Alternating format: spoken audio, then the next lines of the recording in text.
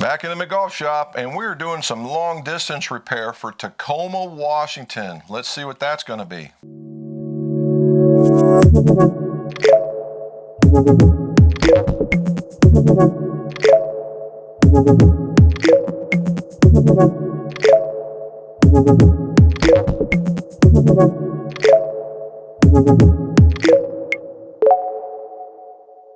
Welcome back to the McGolf shop. Jim McCleary, most awarded certified clubmaker, club fitter. And if you would, how about hitting that bell down below, and that way you get more of these videos or get notification of the videos when they drop.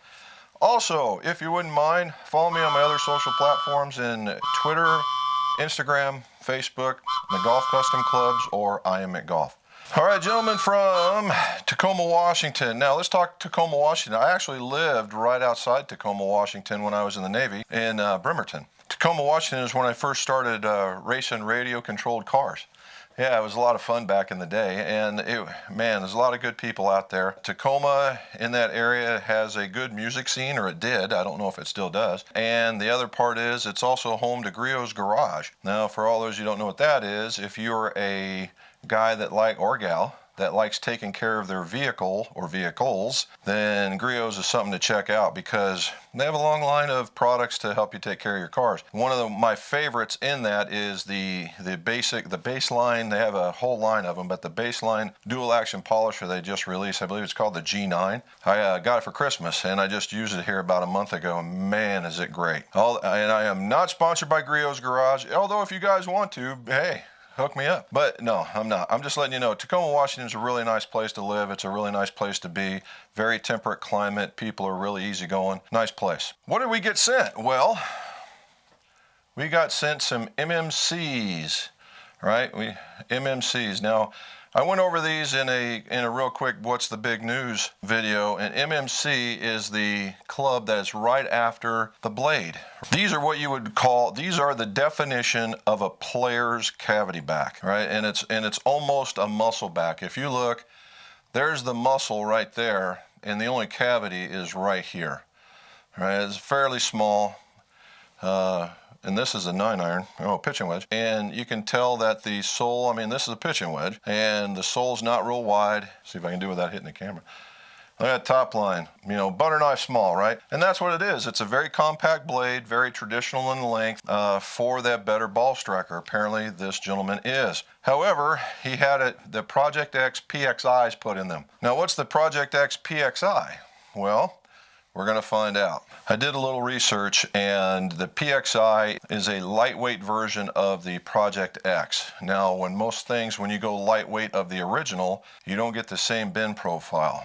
And what's happening here is if you look at bend profiles for this, the Project X is somewhere in this category, and the PXI is somewhere in that category. So every one of these parameters is softer than the original one. Project X was very stout. It was, for that driving ball flight, so this would be in that area. Now, it also runs right around 112, 115-ish, will go in that category. And he believed that they were just a little too heavy for him, and so we're going to ACCRA 100s. All right, ACCRA 100s. Now, this one's a good-looking club. Now, the ACCRA 100, if you see where it changed color from a really cool roughed-up black into like a silver, there's a weave right here that makes the shaft a little stiffer for that guy that's the late releaser. A nice, it's a good, you see a good weave in the top of it, and then they just paint it. I just like the way that shaft, I like the shaft band. Anyway, we're going to put those 100s, they're a little bit lighter, and he's not going to lose any control value whatsoever. Those things are going to play like a player's iron. So what are we going to do? So number one, he asked if I could blow off some grips. We're going to talk about blowing off grips. Then we're going to take a head off, and we're going to show you what the PXI really looks like. So let's get started. When you go to remove a grip and you're doing it in the old school fashion, it can get kind of messy. So I got to move all this other stuff out of the way.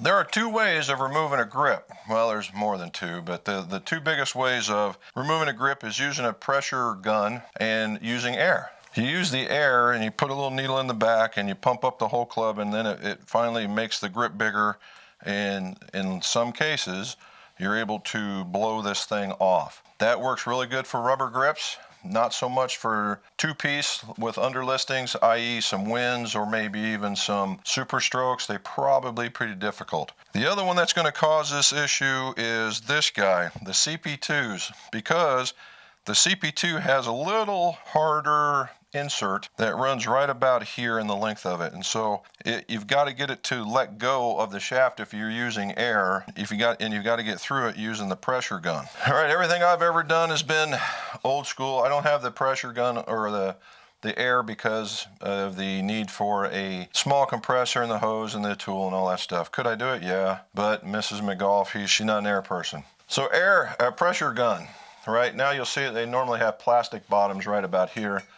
You can tell how old this thing is. It looks like something that's antique-ish, but it works. So the big thing is the needle. You want to be careful of the needle. It is totally, completely sharp. You have no idea what that thing will penetrate until you do it. Now, for those that want to try getting a win off, be careful because it might be sharp, but it is also very delicate, and that's what you got to really look for. All right, so when you do this, you want to penetrate the grip. And I like doing it in a spot where a person may not hold the grip, because it's going to make a hole. It's not, but it'll be covered. You'll never know it's there, but I don't like it given a weak point. So in this one, I'm going to go right in between the groove here. And you go in until you feel it hit the shaft. Now I got to go through that hard piece, which I think I did. And then you put your thumb over the weep hole that's in the back. And then you're going to see the grip is going to expand, and it's going to travel down trying to find a way out. There we go. I get one more. And it starts drip. There we go. You see how it kind of squirted out? We'll take that out there. And what we do is get it all twisted. Off it comes. So look here, I got you one back at least. Now, is this 100% successful? No, none of it is. Even when you blow with air, there's always that opportunity to blow up the grip. There's always an opportunity. And then when you're using air, you got to be really careful from that blowing up the grip point of view.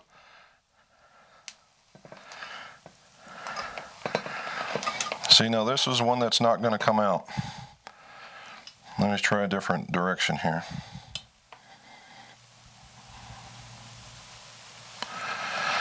There we go. And you don't want to just keep squirting. You want to let the solvent work its way down. And in some cases, you could help it. There we go. And get it turning. Off it comes. Boom. Hey, 2 for 2, man. We're kicking it today. One more. That way you can see it, and we're just going to move on. All right, a little bit more. We're going to go right through that spot again until we hit the shaft, push it in a little deeper. And you can just see it moving. Hopefully I'll get it close up there.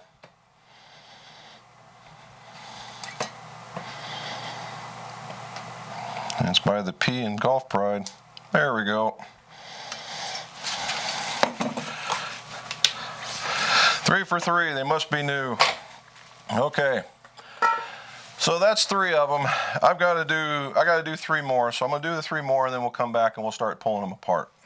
Well, before we go back and start pulling some shafts, I just want to show you what kind of damage we're looking at. I don't know if you can see all that, but you see how it just sticks out like that? That used to be straight, and that's the kind of damage to a needle you can do. Now you can pound it back out, but just want you to be forewarned when you do that. You get ready. A pair of pliers, maybe just bend it back, something like that. But the more you bend it, the weaker it becomes. So you're going to want to have 1 or 2 of those on hand. And they come in a kit. I think you get 5. You want to make sure you've got those. Now let's go pull some shafts. When I was taking the grips off, I noticed that we had one that was not like the other, and that would have been this guy right here. It is the HMB MP20 HMB, and it's the 4-iron.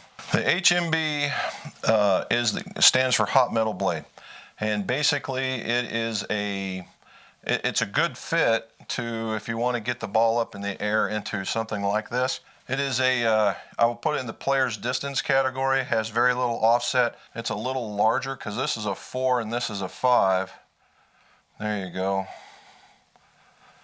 You get to see what they look like, but it's a little friendlier to hit and a little stronger in its loft if it's not been moved. But a very easy club to get up in the air. As a fact, I just did a fitting and the HMBs became the thing, and it was for a 60-year-old golfer who could still swing pretty hard. He was still at the bottom of the stiff range and just pummeled these things. It was just a really good set for the person. The only issue is that they only went down into the pitching wedge, so you gotta worry about that. Outside of that, great club.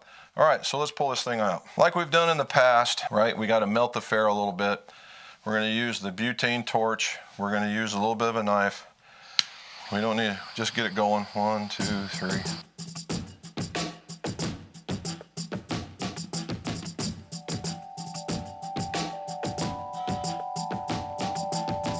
There you go. So we've got it pulled down now, right? We just wanted it out of the way in order for us to heat up the hosel. Again, heating the hosel about 60 seconds to a minute and a half. I gave it a little extra time because of the, we'll call it the YouTube time warp. All right, so let's see if I have enough heat on this guy to make it come out.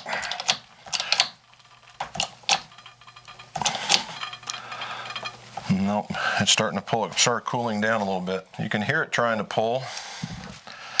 So what we like to do,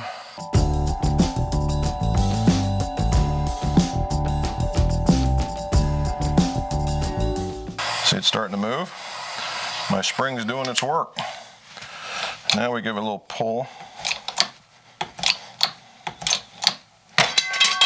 And voila! So what we have here is you got to get rid of all the junk that's in the middle, and then we'll clean it up on the outside because some of the ring that it makes when you heat it up. And then we'll take a look at the shaft. So give me a second to clean this up. Okay, after some investigation, you can color me surprised. The PXI is a steel shaft. For the longest while, I went under the assumption that it was graphite because of the sound it made while everything was on it. It had a really graphite-ish type feel. It could be because of the paint job that's on it, but if we look there, steel shaft. The new way of putting it together. The logoing of the sticker that they put on it, or the paint job they put on it, very nice. Why it's kind of surprising me because it's just of a feel thing. It felt like it was graphite. So good job Project X for faking me out. There, it's a steel shaft. So we learn a little something new every day. I got to pull the remaining, and I didn't have 3 the other time. I had 4. So we got to get rid of these 7 shafts. So we're going to pull another one for you, and then we're going to start putting them back together.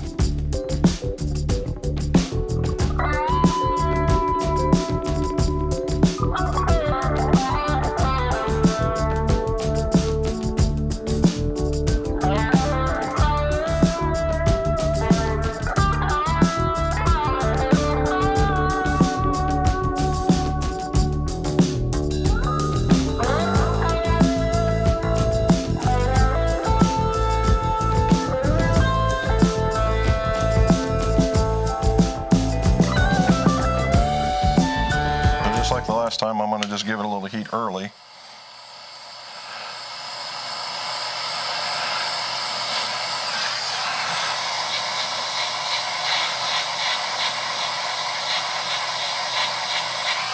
Always keep that heat moving. You don't ever want to just leave one spot because you could burn a lot of stuff when you do that.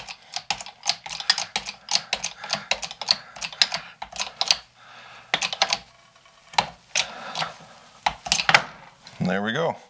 And again, we're going to clean it out, and we're going to make it pretty, and we're going to go on to the other ones. So let's go there.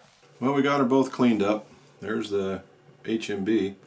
Looks good. That's the important part. Got it cleaned out. And I got to give props to Mizuno for building, but there's a ton of junk in the bottom of these things. It takes quite a bit to clean them out. What's going to be the problem with either club? And this is the thing where the custom fitting or custom building comes into play. Now, both of these guys are taper tips, and so it's just real easy to go get a taper tip shaft, jam it in there, and away you go. But now you've lost your capability for frequency matching. Most people that do that, their thought process, well, it really doesn't matter because shafts are consistent enough. It's the same group of people that don't do spine and flows or try and align the shafts or any of that kind of stuff. So, I mean, if you don't like that kind of stuff or you don't believe in it, then fine, there you go. But from a custom building point of view, if you like that, you know, there are more steps into making the club more consistent. Now, is it a bad shaft? No, there's no bad shafts per se. You know, it's just poorly fitted, and then it can be poorly installed, but it's not the shaft's fault. All right, and so we're going to go with, after talking with the owner of these, we're going to go with the ACCRAs, which are very consistent. They're also in more of a profile for what the golfer was looking for. To give that golfer the most consistent and have them play like each other is that I have to use parallel tip, and which means I have to ream these out, which you've seen me do before in past builds, and then I have to do the frequency matching to the length and everything, and then we're going to marry them up. So you've just seen all that part of it. So what we're going to do is I'm just going to go and do all that, and then I'm going to show you how they turned out when it was all said and done. Give me a day, we'll have them finished up, and then we'll finish talking about what happened, okay? So, let me go build.